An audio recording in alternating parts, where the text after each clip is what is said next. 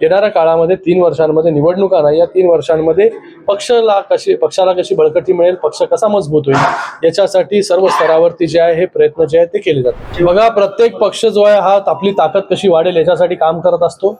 आम्हाला देखील आमच्या पक्षाची ताकद जी आहे ती वाढवायची आहे। दादा, आता शिवसेनेची आपण आढावा बैठक म्हणायची का चिंतन बैठक म्हणायची? कारण मोठ्या प्रमाणात मोठ्या संख्येने काही म्हणा, त्याला आढावा बैठक म्हणा, चिंतन बैठक म्हणा, मला वाटतं प्रत्येक निवडणुकीनंतर प्रत्येक पक्षाने जे आहे हे आत्मपरीक्षण पण केलं पाहिजे, चिंतन केलं पाहिजे, आढावा पण घेतला पाहिजे। त्याच्या अनुषंगाने जे आहे हे आढावा येणाऱ्या, जसं मी सांगितलं तुम्हाला, पुढील 3 वर्ष जे आहे ही निवडणुका नाही आहेत, पण तुम्हाला एक तेही सांगेन मी की जेव्हा विधानसभेच्या निवडणुका झाल्या त्या विधानसभेच्या निवडणुकीमध्ये शिवसेनेला मोठं यश जे आहे ते मिळालं। 60 जागा या शिवसेनेच्या निवडून आल्या, 75% पेक्षा जास्त स्ट्राईक रेट हा शिवसेनेचा राहिला।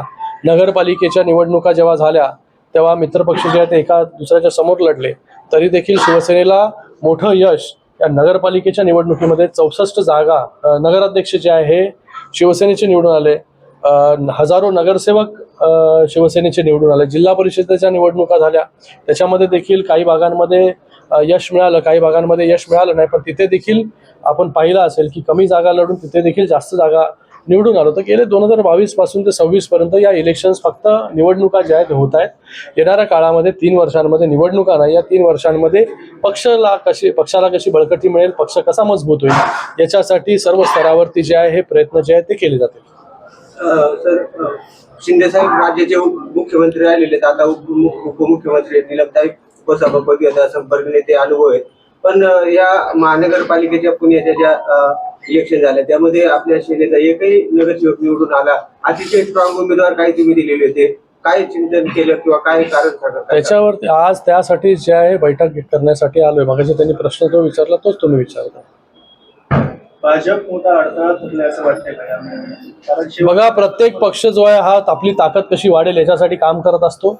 आम्हाला देखील आमच्या पक्षाची ताकद जी आहे ती वाढवायची आहे, त्याच्यासाठी आजची ही बैठक जी आहे ती आम्ही घेतो। आणि याच्या पुढे देखील विधानसभा न्याय असेल, वारंवार बैठका आपण पाहिलं असेल। याच्या अगोदर शिंदे साहेबांनी देखील VCच्या माध्यमाने संपर्क प्रमुखांची बैठक वारंवार घेतलेली आहे, आमदारांची बैठक जी आहे ती घेतलेली आहे। तर येणाऱ्या काळामध्ये जिथे शिवसेनेची ताकद नाही, जिथे शिवसेना कमी ताकदीची आहे, तिथे देखील शिवसेनेची ताकद कशी वाढेल याच्यावरती जाईल काम केलं जाईल।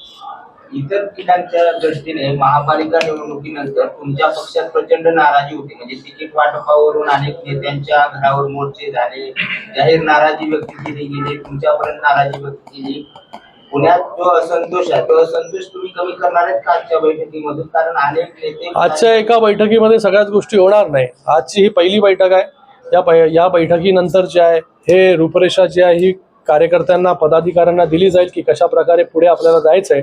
आणि येणाऱ्या काळामध्ये जसं मी तुम्हाला सांगितलं की ही बैठक पहिली आणि शेवटची नाही, याच्यानंतर वारंवार जो आहे हा पाठपुरावा घेतला जाईल।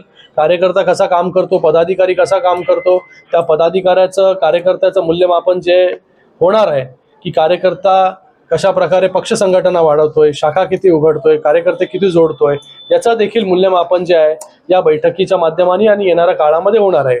जसं SIR जो आहे हा पूर्ण देशामध्ये सुरू आहे, तिथे पक्षामध्ये देखील इंटेन्सिव्ह रिव्हिजन प्रोग्राम जो आहे माननीय मुख्य नेते उपमुख्यमंत्री एकनाथजी शिंदे साहेबांच्या नेतृत्वाखाली त्यांच्या आदेशाने इथे देखील सुरू आहे की जो काम करेल कार्यकर्ता जो आहे हा त्याला जे आहे प्रमोशन दिलं जाईल, त्याला जे आहे ते पुढे कशा प्रकारे त्याची ताकद वाढेल याच्यासाठी पूर्णपणे ताकदीने शिवसेना त्यांच्या मागे उभी आहे। आपल्याला माहिती आहे की शिवसेना हा पक्ष जो आहे हा तळागाळातील कार्यकर्त्यांना न्याय देणारा पक्ष आहे।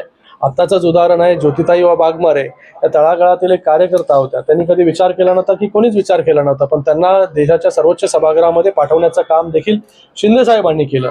तर जो कार्यकर्ता चांगल्या प्रकारे पक्षवाढीसाठी काम करेल त्याला देखील त्याच्या पाठीशी पक्ष जो आहे आम्ही सगळे लोक जे आहेत हे पूर्ण ताकदीने उभे राहू।